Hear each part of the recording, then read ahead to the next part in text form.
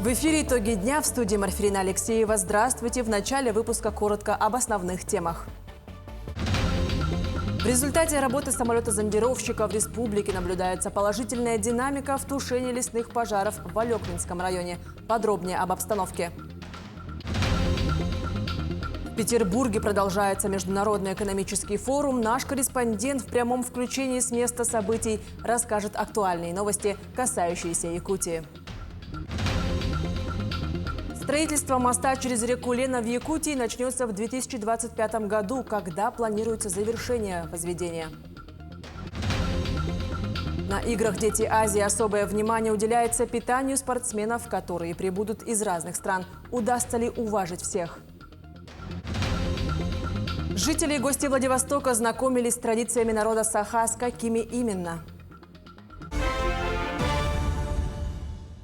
Положительная динамика в тушении лесных пожаров наблюдается в Алекминском районе республики в результате работы самолета-зондировщика. Там накануне воздушное судно Як-40 Росгидромета усилило дожди. Алекминский на сегодня единственный район, в котором объявлен режим чрезвычайной ситуации в лесах муниципального характера. Всего там действуют 4 пожара на площади свыше 12 тысяч гектаров. Один из них удалось локализовать после прошедших дождей. Еще один будет локализован в ближайшее время.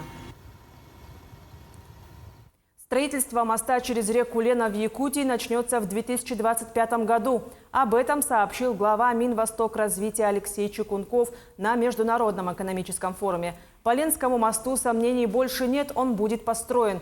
Был процесс балансировки регионального и федерального участия. Все решения приняты, мост будет построен в ближайшие 5 лет. Стройка начнется в следующем году. В течение 5 лет он будет построен, сказал министр. Он отметил, что мост официально включен в мастер-план развития территории. Третий день работает Петербургский международный экономический форум. Он традиционно собирает представителей регионов России, федеральных министров, крупнейших бизнесменов и иностранных инвесторов. Якутская делегация уже подписала на форуме много важных соглашений. Последние подробности узнаем у нашего специального корреспондента на прямой линии со студией Максим Кардозу. Максим, приветствую. Что сейчас происходит на площадке? Привет, Марфирина. Сейчас на форуме, конечно, все находятся в таком предвкушении. Буквально через несколько минут должно начаться главное событие Петербургского международного экономического форума. Это пленарная сессия с участием главы нашего государства Владимира Путина.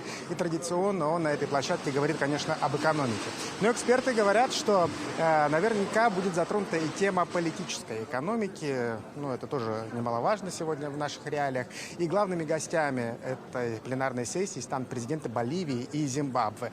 Это тоже такой знак, что Россия хочет сотрудничать со странами так называемого глобального юга, которые тоже активно сейчас развиваются, и России это очень интересно, сотрудничество.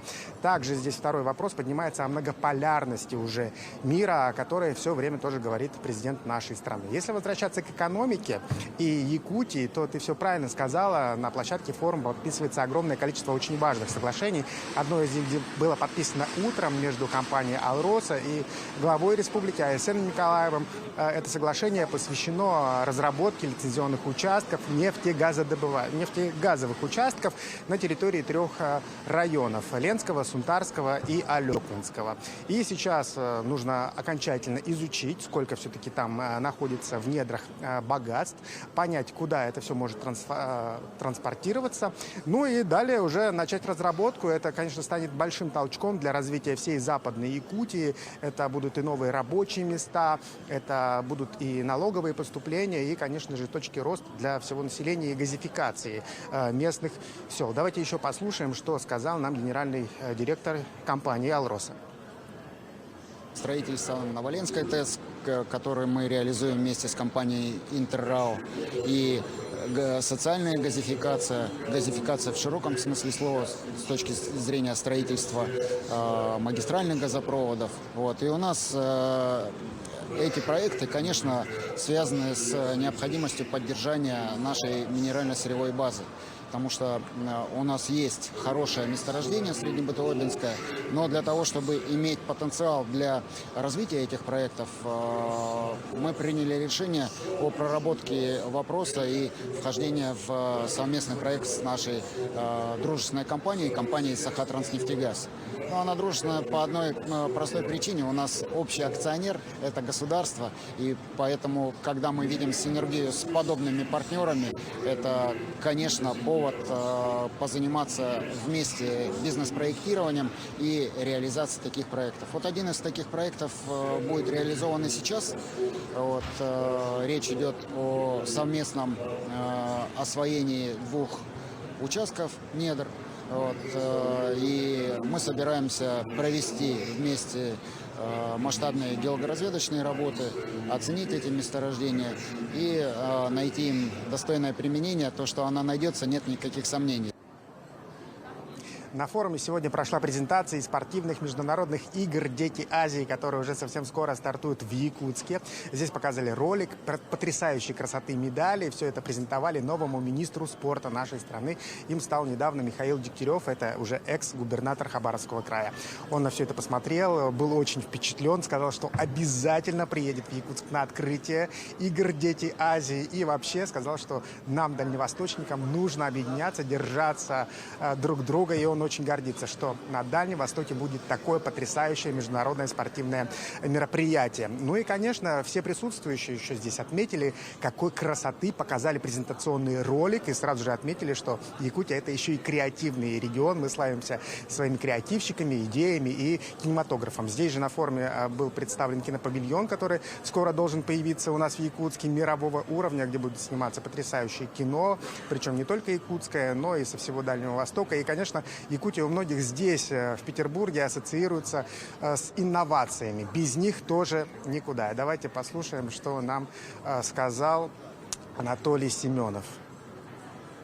Такие важные вещи, как вот Бюро 1440, это низкоорбитальные спутники, которые, вы знаете, что мы сейчас, понятно, проект «Синергия Арктики» будет начать реализовываться. Вот мы Жиганск подключили, мы будем подключать Батагай и крупные поселки, но останутся маленькие населенные пункты, куда волос не придет. И вот низкоорбитальные спутники, которые на одно устройство могут спускать до 100 мегабит скорость, мне кажется, лучшее для нас решение. Ну, помимо этого, вот прошла встреча со Сколково, это наши давние партнеры. Мы обсуждали уже конкретные проекты, куда мы можем, в какие ниши внедрять. Это перевозка беспилотным транспортом, это внедрение новых проектов в сфере ЖКХ, в транспорте. То есть серьезные разработки. Мы уже вышли на тот уровень, когда мы не занимаемся только стартапами, это уже такие промышленные, серьезные разработки. Определяется топ регионов, которые инвестиционно привлекательны, которые лучше всего работают с предпринимателями. И Якутия здесь тоже обычно в высоких строчках. Вот сегодня был объявлен этот рейтинг, и Якутия вошла в топ-15, с чем можно поздравить и администрацию нашей республики, и правительство в целом. Это значит, что в нашем регионе предпринимателям удобно развиваться. Ну и, конечно, будем ждать начала пленарной сессии, будем ждать, что скажет нам президент страны. Марфирина? Максим, спасибо, очень информативно. Напомню, на прямой связи со студией был наш специальный корреспондент Максим Кардозу. В Петербурге на ПМФ компания «Росатом» и Якутия подписали соглашение об обеспечении загрузки якутской атомной станции малой мощности. Проект намерен развивать электроэнергетическую инфраструктуру, включая линии электропередач и подстанции в прилегающих к месторождениям Депутатская, Терехтях и Кючус. Якутская атомная станция обеспечит стабильной и низкоуглеродной генерацией крупных промышленных потребителей и жителей наших арктических районов. Плановый срок завершения строительства и пуска – 2028 год. Сегодня мы подписывали соглашение о том, что выборка энергии будет гораздо больше, чем мы изначально планировали. То есть проект растет уже по ходу его реализации. И добавленное дополнительное потребление энергомощности диктует необходимость строительства второго энергоблока. На сегодняшний момент уже принято решение, и сейчас оно проходит все необходимые согласования в правительстве Российской Федерации о строительстве именно доублочной станции, которая обеспечит надежность подачи энергии и, конечно, обеспечит дополнительные мощности, но при этом еще более снизит тарифы. Фактически будет в несколько раз снижение этих тарифов. На Ленском молокозаводе открыли новую котельную газовую. Строительство проведено за счет средств районного бюджета. Оно обошлось в 6 миллионов рублей. С запуском газовой котельной затраты на содержание помещения молокозавода снизятся в 3 раза. Также появится возможность содержать наценку производственной продукции. Новая котельная оборудована 2 котлами, мощность каждого по 120 киловатт. В тестовом режиме наша котельная, которая установлена, работала 3 суток. Никаких проблем не было, то есть она работала практически на полном режиме. И потребление газа мы примерно посчитали, около 4000 в сутки вышло. Если расчетным путем посчитать, то это будет около 120-130 тысяч рублей в месяц. По сравнению с тем, что мы платили около 600 тысяч рублей в месяц, это экономия больше, чем в 3 раза, скажем так. То есть нагрузка на молокозавод уменьшится в разы, и окупаемость этой котельной примерно 1,5 года.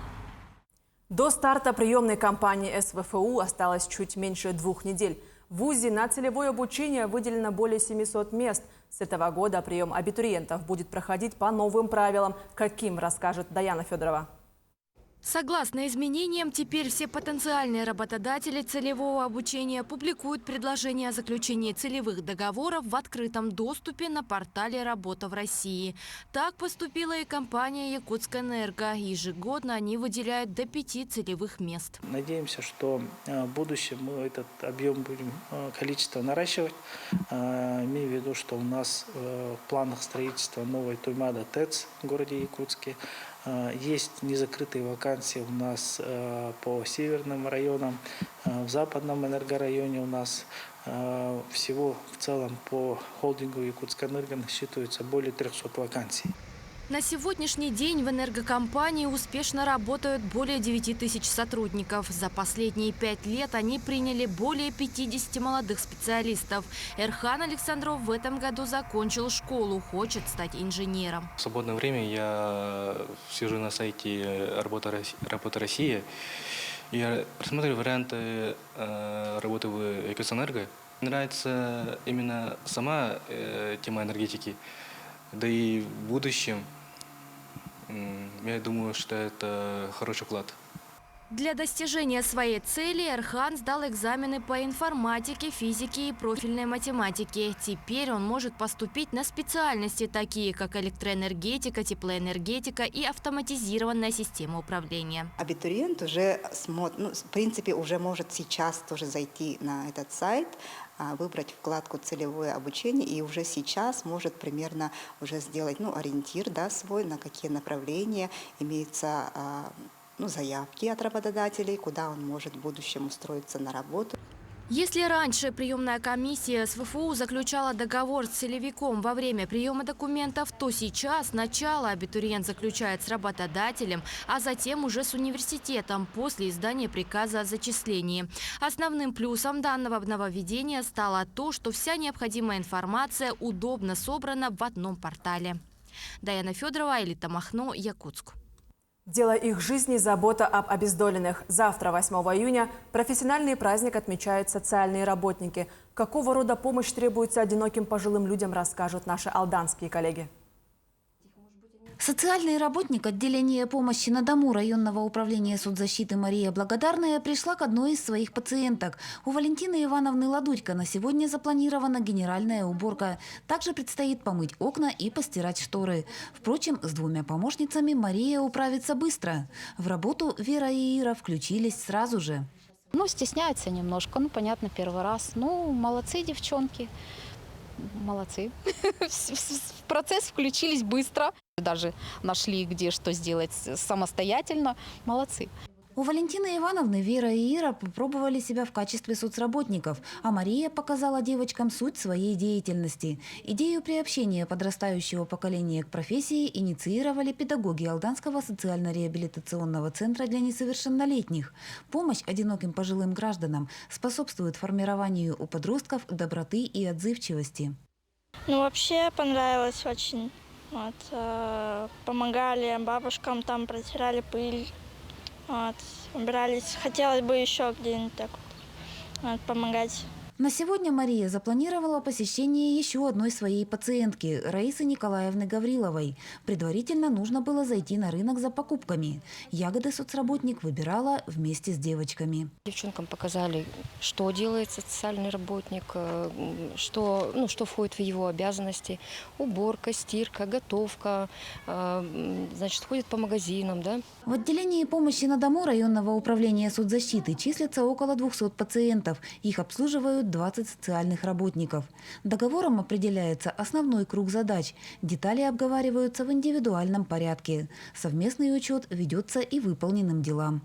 На будущее планируется, чтобы у каждого соцработника был планшет, что облегчит работу, не ведение дневников. Они в планшетах отмечают свои услуги. Эти услуги попадают в общую программу АСП, и уже больше времени мы будем уделять самим подопечным.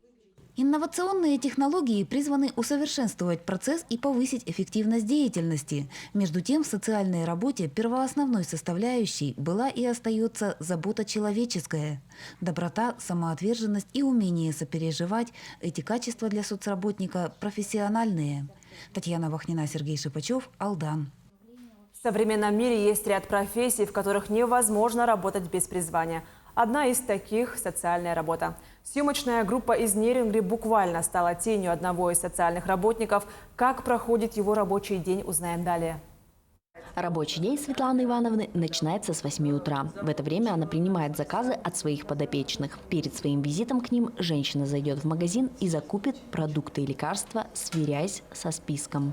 В сфере социального обслуживания сейчас работаю и считаю, что нужно работать с открытым сердцем и приносить добро людям, и помощь, внимание, оказывать им заботу. В социальной сфере Светлана Ивановна посвятила уже 15 лет своей жизни. Сегодня у нее на обслуживании 11 клиентов. Это пенсионеры, люди со своими особенностями. Найти подход к каждому – тоже часть работы. С 95-летней Таисией Владимировной они не просто работают, а дружат уже 10 лет.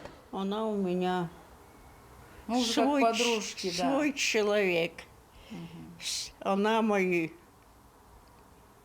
прелести все знает, что сделать.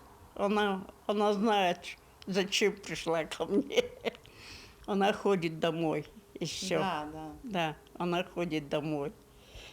Никто ей ничего не препятствует. Мы с ней поговорили, обсудили все, разошлись. Да, Таисия Владимировна мне очень много рассказывает о себе, о свою молодость.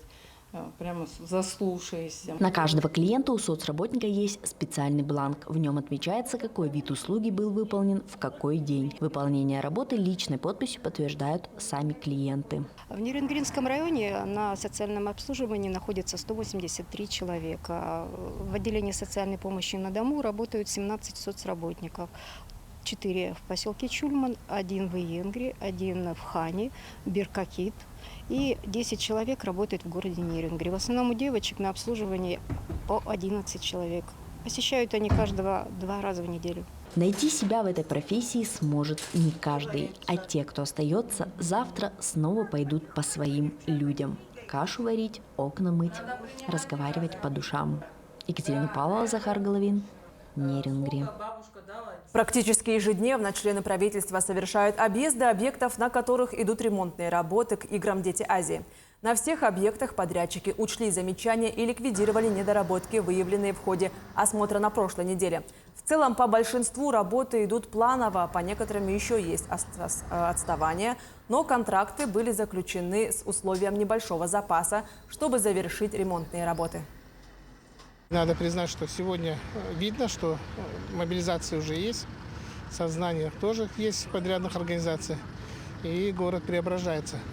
При этом, конечно, огрехи некоторые есть, и здесь мы наверняка должны организоваться еще буквально накануне, чтобы провести субботники, чтобы мелочь, которая остается все равно, они должны быть убраны. Мы должны, это не секрет, мы должны готовиться к приезду гостей. И здесь ничего зазорного не вижу.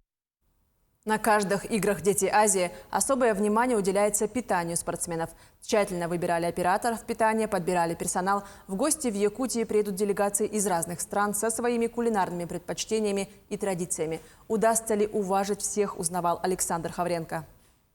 С самого раннего утра повара и их помощники выходят на кухню-столовой в средней школе номер 31. Именно здесь с сегодняшнего дня будут завтракать, обедать и ужинать волонтеры игр. А чуть позже к ним присоединятся и команды. Блюда на обед подобраны с учетом калорийности и сытности. Салат, суп, вторые блюда, компот и пирожки. Такому бизнес-ланчу позавидуют многие рестораны столицы. В формировании меню повара, конечно же, учитывали и особенности питания представителей разных регионов и стран. Я думаю, что мы постараемся как бы предусмотреть все, вот особенно мусульманские традиции, конечно, да, значит, и предоставить именно еду, ту, которую им приятно, наверное, будет, да, или как это назвать. Вот. Ну, я сразу говорю, что где будут обслуживаться команды из мусульманских стран, там конкретно будет предоставлено блюдо из мяса халяль. Для работы на объектах питания привлечены несколько сотен людей. Это и повара, и обслуживающий персонал. Много среди них студентов СВФУ и АГАТУ, а также колледжей. Для последних работа на «Детях Азии» хорошая практика в будущей профессии. Руководят ими опытные повара-наставники. Ну, конечно, волнительно, беспокоимся. И это, как всегда, работа есть работа. От души готовим, чтобы было приятно и чтобы наелись. Первыми кулинарные таланты поваров игр «Дети Азии» оценили представители волонтерского корпуса. И все остались довольны. Очень вкусный, все в очень большом таком количестве, что даже, как видите, остались еще некоторые позиции. Очень вкусно. Вам как? Огромное спасибо. Это вообще очень вкусно все, очень сытно и, конечно же, в первую очередь полезно для каждого, как спортсмена, участника и волонтера игр. Повара уверены, что смогут удовлетворить потребности всех гостей и готовы прислушаться ко всем пожеланиям и предложениям, чтобы сделать свои блюда еще вкуснее. Александр Хавренко, Георгий Григорьев, Якутск. К играм «Дети Азии» идет подготовка спортивных объектов, волонтеров, а также готовятся тысячи спортсменов по десяткам видов спорта. Одним из таких является волейбол. Юношеская сборная Якутии ежедневно проходит тщательную тренировку, подробнее о которых расскажет Тимур Калмогоров. Отбор и подготовка к 8-м международным спортивным играм «Дети Азии» начались 2 года назад, сразу после окончания предыдущих спортивных игр во Владивостоке.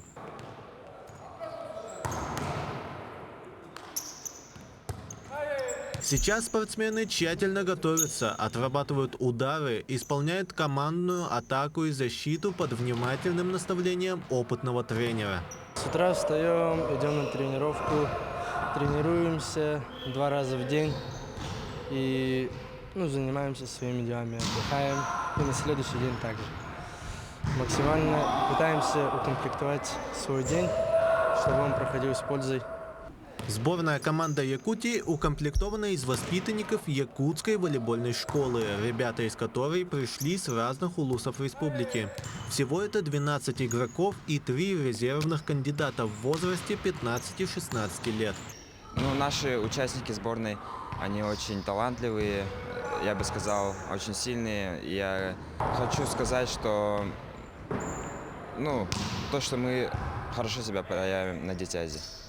Тренировочные сборы прошли в Краснодаре, Якутске и в летнем лагере в селе Намцы. За время подготовки сборной республики пришлось не раз столкнуться с сильными командами. Так, из недавних в марте на первенстве Дальнего Востока сборная заняла 2-е место. Но уже в мае в международном турнире в городе Уфа 1-е место было у них. В этом году в этих играх ожидается как никогда очень много команд. 10 команд будет. 6 зарубежных и 4 российских команд. Мы дома готовы и будем показать хорошую зрелищную игру. И с помощью наших стен рассчитываем попасть на призовую тройку. В выборе их увлечения их всецело поддерживают родители, родственники и друзья. У меня, например, семья волейбольная, они рады, что я попал в состав «Дети Азии». Вообще то, что я занимаюсь волейболом. У других, родители поддерживают всю команду, Всегда друг за друга болеют, стараются приходить на все матчи, на все соревнования. До знаменательного дня осталось немного времени. Тренировки продлятся вплоть до начала международных игр в спортивном комплексе «Стерх». Там же полностью готовые спортсмены встретятся с командами из других стран и регионов России. Тимур Калмогоров, Нюргун Старостин, Якутск. Состоялось официальное открытие спартакиады школьников «Спортивные якутяне», где собрались 1632 юных спортсмена из 35 уголков республики. Приехало более 300 гостей, будут разыграны 27 кубков и 457 медалей, 137 из которых золото. Спартакиада проводится в течение года. В финальной части включены 9 видов спорта. Это бокс, вольная борьба, легкая атлетика, шашки, шахматы, стрельба из лука, гиревой спорт, масс-рестлинг и волейбол. От Якутска именно в волейболе 20 спортсменов. Настрой боевой.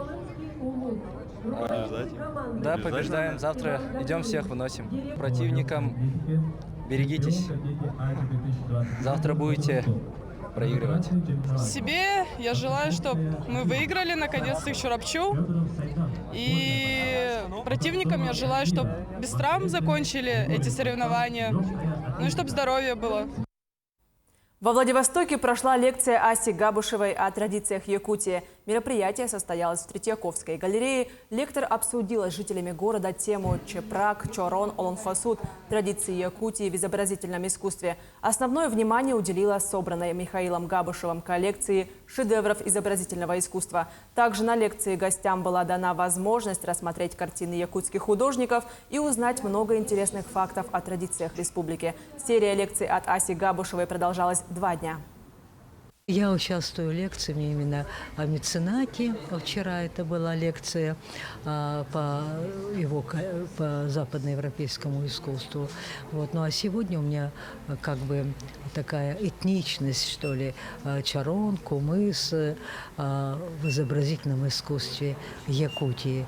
Будут имена художников, как Афанасий Осипов, это довольно известное имя, наш академик, Валерьян Васильев из графиков, 70-ники и, конечно, современные мастера.